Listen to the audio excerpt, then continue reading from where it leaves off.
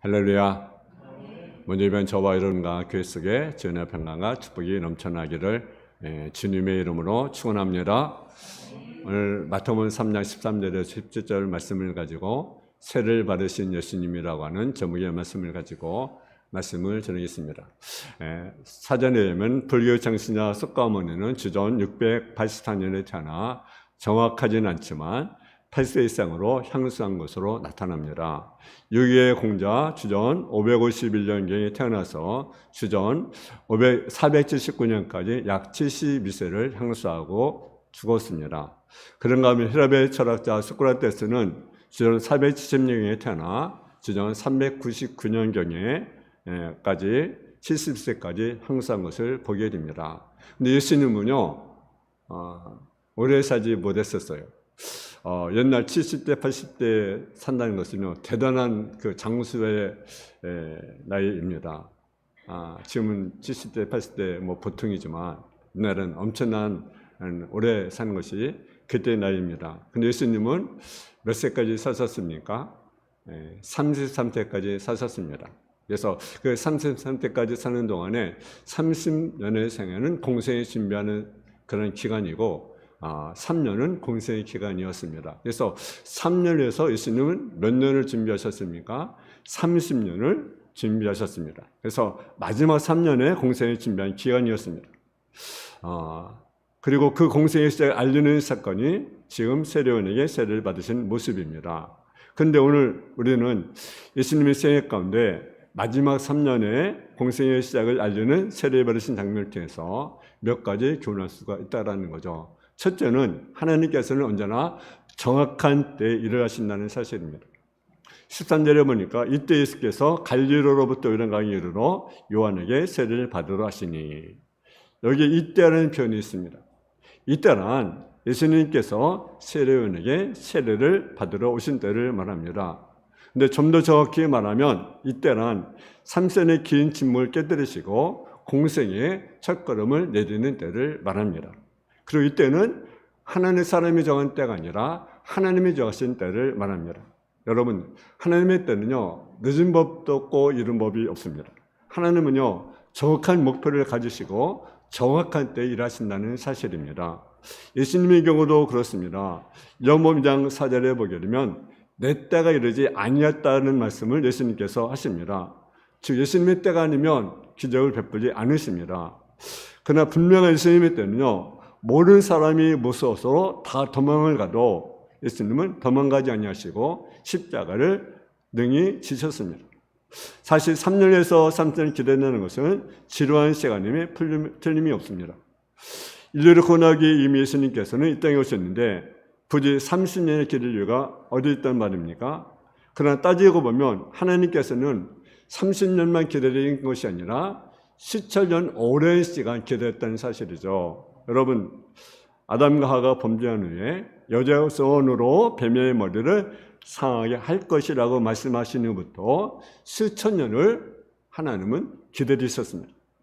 여러분, 우리가 신앙생활 하는데요, 우리는 인내가 필요합니다. 신앙생활, 인내. 근데 많은 사람 인내하지 못합니다. 조급합니다. 우리 한국 사람은요, 너무너무 조급합니다. 그래서 10대 가면 뭡니까? 빨리빨리 해달라고 그러잖아요. 빨리빨리. 그렇게 빨리빨리 하다 보니까 공사도 어떻습니까?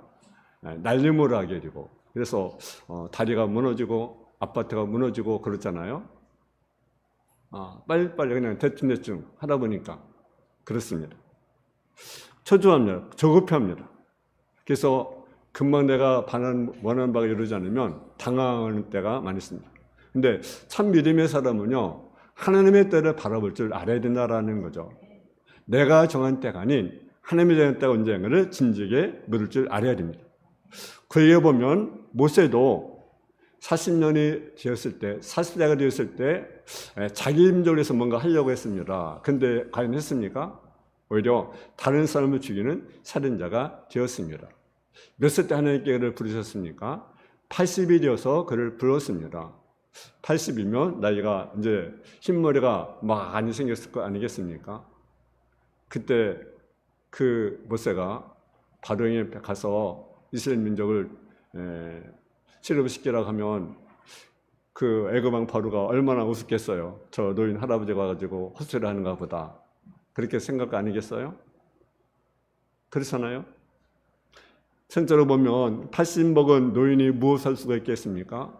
지팡이를 짚고 바로 앞에 섰을 때 얼마나 그가 비웃었겠어요. 근데 하나님을 위해서 일해보려고 났을 때는 모세 자신이 정한 때가 아니죠. 하나님이 정한 때죠. 우리가 생각해 하나님이 모세를 발세에 부르신 것은 너무 늦은 것이 아닌가, 좀 더 일찍 불렀으면 얼마나 많이 했을까라고 생각을 안 하겠습니까? 그러나 분명한 것은 8세의 나이에 부르심을 받더라도 하나님이 정한 때라면 결코 늦지 않습니다. 그런데 문제는 완전 우리에게 있다는 거죠. 그때를 기다리지 못해 안다는 것이 우리들의 문제입니다. 고린도서 13장에 보게 되면 사랑에 대해서 말씀하고 있습니다. 사랑의 특성이 무엇입니까? 여러 가지 있겠죠. 그죠? 사랑. 근데 고린도서 13장에 보면 사랑의 특성 가운데 가장 나오는 것이 무엇입니까? 사랑은 언제나 오래 참고, 오래 참는 것. 그것이 사랑입니다. 그래서 모든 것을 참으며, 모든 것을 믿으며, 모든 것을 바라며, 모든 것을 견딘다. 이것이 뭡니까? 사랑이다. 라고 말합니다. 성령 열매 가운데 어떤 열매가 있습니까? 9가지 열매인데 오래 참음의 열매가 있습니다. 오래 참음. 신앙도요, 인내가 필요합니다. 인내. 기분에 따라 감정에 따라 하는 것이 아니라 인내. 하나님의 때를 기다리고 인내하는 것이 필요합니다. 우리는 종종 잘 참고 기다리다가도 하루아침에 참고 기다렸던 것을 물거품으로 만드는 경우가 많이 있습니다. 여러분, 오래 참는 것이 뜻이 어떤 뜻인지 아십니까? 오래 참는 것은요, 한번 따르세요. 지금까지 참아온 것이 헛수고가 되지 않을 때까지 참는 것이다. 지금까지 참아온 것이 헛수고가 되지 않도록 뭡니까? 헛수고가 되지 않을 때까지 참는 거예요. 근데 우리는 어떻습니까?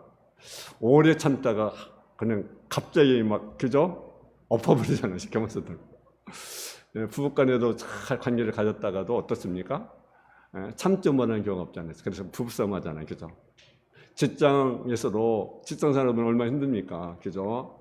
의사 눈치도 봐야죠. 동료 눈치도 봐야죠. 밑에 있는 사람 눈치도 봐야죠. 그렇게 참다 언젠가 하면 폭발하잖아요. 감정을 억제하자면 해서 참았던 것을 헛수고로 만들어버리기도 합니다. 여러분, 우리 삶을 돌아보면 참고 있다는 것이 언제나 부족한 것을 깨닫게 됩니다. 신앙생활도 역시 마찬가지입니다. 하나님의 때를 바라보면서 기다린다는 것이 필요합니다. 절대로 하나님을 앞서서 행동해서는 안 된다는 거죠. 조금 늦는다고 싶어도 하나님께 허락하신 때라면 절대로 늦지 않습니다. 조급해서 어떤 일을 결정하기보다는 항상 하나님의 때를 기다리는 저와 여러분 되어지기를 주님의 이름으로 축원을 드립니다. 두 번째 주시는 교훈은 뭡니까? 예수님의 겸손한 모습을 우리가 볼 수가 있습니다. 오늘 13절에서 15절을 같이 한번 봉독을 하겠습니다. 13절 15절 시작. 이때 예수께서 갈릴리로부터 요단강에 이르러 요한에게 세례를 받으러 하시니 요한이 말로 가로되 내가 당신에게 세례를 받아야 할 터인데 당신이 내게로 오시나이까. 예수께서 대답하여 이르시되 이제 허락하라. 우리가 이와 같이 하여 모든 일을 이루는 것이 합당하냐라 하시니 이에 요한이 허락하는지라. 아멘. 우리가 지금까지 살펴본 바와 같이 세례 요한은요, 주의 길을 예배로 온 사람이었습니다. 그래서 그는 자신을 가리켜 그분의 신들매의 표기로 감당기 어려운 자라고 말을 합니다.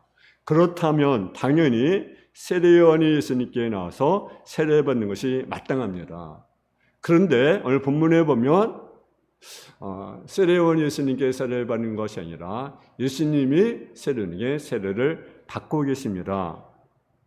여러분, 물론 요한은 당황합니다. 그래서 그 청을 거부합니다. 그때 예수님이 뭐라고 말씀하십니까? 세례를 허락하라. 이렇게 하는 것이 하나님을 이루는 것입니다. 하나님을 이루기 위해서 하나님 예수님께서 요한에게 세례를 기꺼이 받으시는 겸손의 모습을 우리가 볼 수가 있습니다. 예수님의 세례를 보게 되면 그분의 겸손의 모습을 우리가 볼 수가 있습니다. 주의 만찬 때 갑자기 수건을 들으시고 제자리의 발을 친히 씻으셨습니다.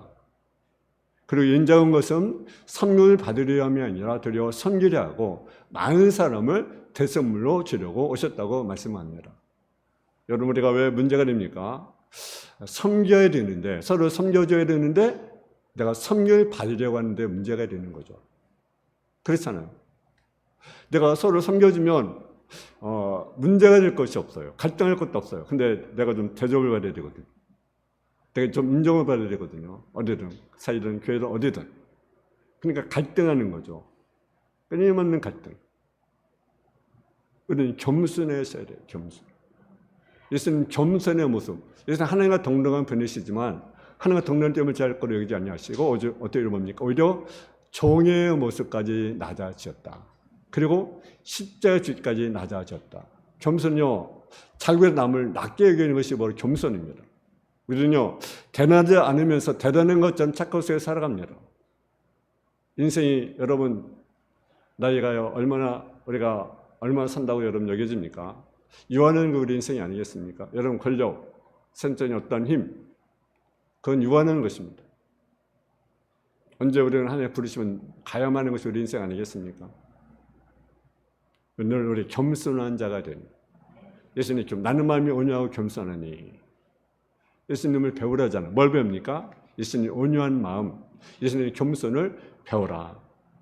오늘 본문의 세례받는 모습을 배울 수 있습니다. 예수님의 겸손의 모습을 배울 수가 있습니다. 세 번째는 세례요한의 순종의 모습을 배울 수가 있습니다. 오늘 18절에 보게 되면 이에 요한이 허락하는지라라고 말씀합니다. 감히 그분의 신을 제기로 감당하기 어려운 요한이 어떻게 예수님께 세례를 줄 수 있겠습니까? 그래서 그는 자신의 세례를 받아야 할 텐데 어떻게 예수님께 나에게 세례 받으러 오시나이까 하면서 거절해 보았습니다. 하지만 이와 같이 모든 일을 이루는 것이 합당한 일 하시니 이에 요한이 허락하는지라. 그는 예수님의 말씀 앞에 그저 순종할 따름인 것입니다. 이치를 따져서 보면 세례요한이 예수님께 세례를 받아야 되는 것이 당연합니다. 근데 예수님이 말씀하기 때문에 순종할 수밖에 없는 것입니다. 세례는 무엇입니까? 죄에 대해서, 욕심에 대해서 죽고 하나님에 대해 살겠다는 뜻으로 하나님 앞에 행하는 언약의 예식입니다. 예수님은 바로 이 세례 예식을 통하여 우리에게 죄와 욕심에 대해서 죽고 하나님의 말씀에 대하여 언제나 사는 사람이다라고 말씀하기 위해서 세례를 받으신 것입니다. 예수님 요한에게 세례를 받으시면서 이와 같이 하여 모든 일을 이루는 것이 합당하다고 말씀하셨는데 이 말씀을 통하여 예수님이 요한에게 세례를 받으신 목적을 우리가 깨달을 수가 있습니다. 우리는 하나님의 말씀을 뜻대로 살지 않냐고 자신의 욕심과 자신의 뜻대로 살려가는 본능이 있어요. 그래서 하나님을 알지 못하고 사는 사람들에게만 있는 것이 아니라 하나님 믿는다고 하는 사람들 속에서도 하나님의 뜻보다는 내 생각으로, 내 뜻대로, 내 본능대로, 내 욕구대로 살려가는 것이 얼마나 많은지 보입니다. 바리새인들은 하나님의 율법을 매우 중요하게 여겼습니다. 그 중에서도 바리새인들은 율법대로 살려 얼마나 애를 쓰는지 모릅니다. 말씀을 중요하게 여겨 손목에도 새겼고 이마에도 새겼고 문설주를 새기고 집에도 새기고 늘 성경 어디 가나 말씀 있는 거죠. 집에도 손에도 손목에도 화장실에도 늘 말씀을 그들은 읽고 암송했어요. 근데 문제는 뭐냐면 하나님의 의냐 자기의 의냐라는 거죠. 하나님이냐 자기의 의냐라는 거죠. 우리 구원을 이루는 핵심은 바로 여기 있습니다. 하나님과 교회에 대해서 얼마나 열심히냐가 중요한 것이 아니라 그가 누구의 일을 이루려고 힘쓰고 있느냐는 것이 우리가 중요하다는 사실이죠. 하나님의 일을 이루는 것이 아니라 내 일을 이루는 것이라고 한다면 여러분 잘못된 거예요. 내가 아무리 말씀을 많이 하라도 하나님의 뜻을 이루거나 하나님의 일을 이루는 것이 아니라 내 일을 이루게 하라고 한다면 그것은 문제가 되는 거죠. 여러분 성경을 마태복음 7장에 뭐라고 합니까? 나더러 지어지 않은 자마다 중에 다 들어갈 것이 아니라 아버지의 뜻대로 행한 자 들어가리라. 아무리 귀신을 쫓아내고 능력을 행하고 그럴지라도 불법을 행하면 아무런 의미가 없는 거죠. 제 이름을 부르는 사람뿐 아니라 제 이름으로 선녀를 타고 제 이름으로 귀신과 초대한 사람까지도 구원받지 못하는 경우가 생일 것이라는 말씀인 것입니다. 미쳐들은 제 이름으로 선녀를 싸고 제 이름으로 귀신과 쫓아내면서 사는 대로 권할지 못했습니까? 그 이유는 자기의 일을 드러냈기 때문에 그렇습니다. 그래서 중요한 것은 하나님의 일이냐 아니면 자기의 일을 드러내는 것입니다. 여러분, 우리는요 하나님께 순종하는 것이 필요합니다. 예수님 말씀하시면 기꺼이 순종대사가 우리에게 필요하다는 사실이죠. 근데 우리가 제 말씀을 듣고도 순종하지 못하는 이유가 무엇이라고 생각합니까? 왜 우리가 순종하지 못합니까? 그것은요 믿음보다는 내 이성, 내 생각이 앞서기 때문에 순종하지 못하는 것입니다. 우리는 믿는다는 말을 자주 하는데 실상 우리가 가져온 믿음이란 언제나 내 이성에 의해서 이해가 되는 것, 이해가 되는 수준까지만 믿는 믿음, 그것은 참된 믿음이라고 볼 수가 없는 거죠. 그것은 믿음이라고 볼 수가 없습니다. 그리고 그 부분까지 순종합니다. 그러나 내 이성이나 내 지식으로 이해가 되지 않는 것은 순종하는 경우가 너무나 많이 있습니다. 그것은 진정 믿음이 아닙니다. 내 이성으로 내 지식으로 이해가 되지 않지만 하나님 말씀하시면 무조건 예. 그것이 올바른 믿음이라는 사실이죠. 때때로는 하나님 말씀에 순종하지 할 때 우리의 마음을 단순화시킬 필요가 있습니다. 여기서 단순화시킨다는 것은 믿음이라는 어리석은 자가 되는 말이 아닙니다. 단순화하는 것은 어떤 말입니까? 이것저것 따지지 말고 그대로 믿으라는 거예요. 그대로 믿어. 누가 말씀하시면 하나님이 말씀하시면 그대로 믿어라. 마치 가나안 잔치에 예수님께서 말씀하시니 따지지 않고 그냥 하늘에 물을 채웠던 하늘처럼 벳사다 강에서 이것저것 따지지 않고 계산했던 빌립이나 안드레와는 달리 두 마리 물고기 포도다의 길을 바쳤던 어린아이처럼 그대로 믿고 순종하라는 사실이죠. 여러분, 우리는 언제나 머리로 이해가 되고 눈으로 확인해야만 믿고 순종은 하지만 우리 주님 원하신 것은 믿으라라는 거죠. 믿으라. 믿으면 하나님의 명을 버리라고 말씀하고 있습니다. 마지막은 성령의 인치심이라는 사실이죠. 우리 한번 16절 17절 말씀을 같이 봉독을 하겠습니다.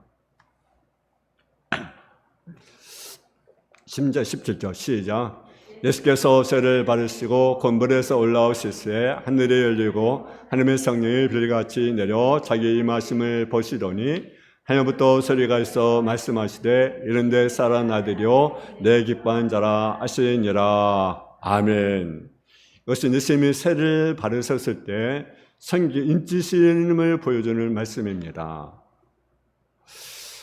이 부분에서 그 여러 가지 많이 그 논란도 있긴 했지만 여기서 우리가 중요하게 살펴보고자 하는 것은 무엇이냐? 하나님께서 예수님을 향해서 뭐라고 말씀하셨습니까? 이는 내 사랑하는 아들이요 내 기뻐하는 자다 라고 인정하셨다는 사실이죠. 인정. 새로운 예수님을 인정. 이는 내 사랑하는 아들이다. 내가 기뻐한다. 기뻐한다. 여러분, 만일 하나님께서 이 시간 저 여러분에게 내가 너를 사랑한다, 내가 너를 기뻐한다 라고 여러분 인정받을 수 있겠습니까? 여러분 어때요? 주님이 이 시간 내가 너를 사랑한다, 내가 너를 기뻐한다 여러분 인정받을 수 있겠어요? 우리가 하나님 기뻐하는 생애가 되면 어떻게 됩니까? 예수님처럼 공생애를 가야 합니까? 물론 그런 것은 아닙니다. 하지만 우리 생애가 지금 어디에 우리가 집중되고 있는가라는 것. 내 인생이, 내 삶이 어디에 내가 집중되어 있는가. 내가 직장생활을 하고 내가 사업을 하고 내가 교회에 헌신하고 봉사하는데 그 중심이 어디에 내가 집중되고 있는가라는 거죠. 내 하나님께 내가 집중되고 있는가. 내 하나님께 내가 집중되어 있는가. 아니면 다른 내 어떤 개인의 이익을 위해서 집중되고 있는가? 내 안에 욕구, 내 욕망을 위해서 내가 집중되어 있는가라는 거죠. 어디에 우리가 집중되어 있습니까? 주님은, 새로운 주님을 위해서 하나님은 내가 사랑하는 아들이다. 내가 너를 기뻐한다라고 말씀하셨습니다. 다른 저와 여러분도 내가 너를 사랑한다, 내가 너를 기뻐한다는 음성을 듣기를 주님의 이름으로 축원합니다. 이 말을 우리가 들어야 됩니다. 이 말을. 우리 시 어디에 집중되어 있는 거예요? 여기 참으로 기뻐하는 생을 살았던 한 사람이 있습니다. 1931년 미국의 보험회사에 세즈맨을 잃었던 한 젊은이가 있었습니다. 그 MBC 라디오 공개 방송에 노래할 수 있는 기회가 주어지게 되었습니다. 근데 노래를 방송했는데 사람들이 한동안 침묵하다 막 박수를 막 치는 거예요. 그 음성이 수많은 사람들에게 매료가 된 거죠. 미국 전 국민이 매료를 시켰습니다. 갑자기 스타가 되었어요. 방송 재계약 제의가 들어오고 출세의 돈이 보장된 스타의 길이 열리게 되었습니다. 근데 그 마음에는 두려움이 생긴 거죠.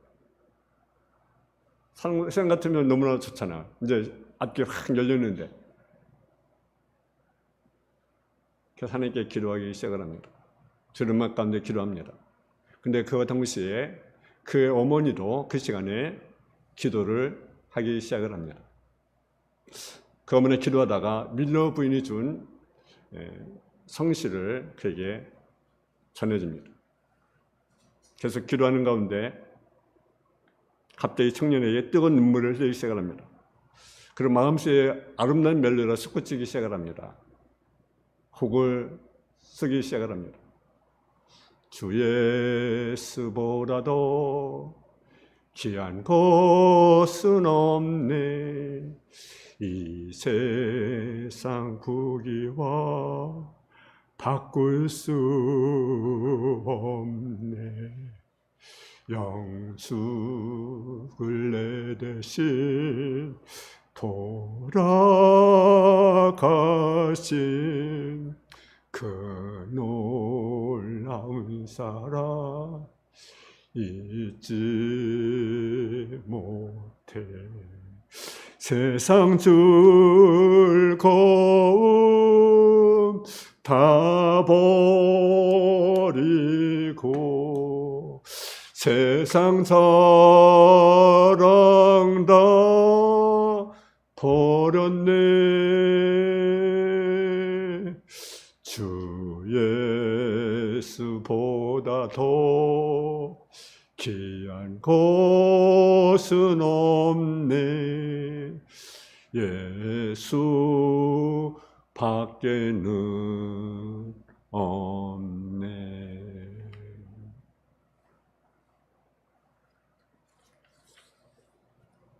누구의 찬송가냐면 빌리 에거라 목사님과 평생을 동역한 조지 베브라 스아의 봄생과 간증입니다. 여러분, 우리가 주님으로부터 내가 너를 기뻐한다, 내가 너를 사랑한다, 이런 음성을 듣는 저와 여러분 다 되어지기를 주님의 이름으로 축원합니다. 기도하겠습니다. 사랑의 아버지 하나님, 하나님의 때 하나님이 일하십니다.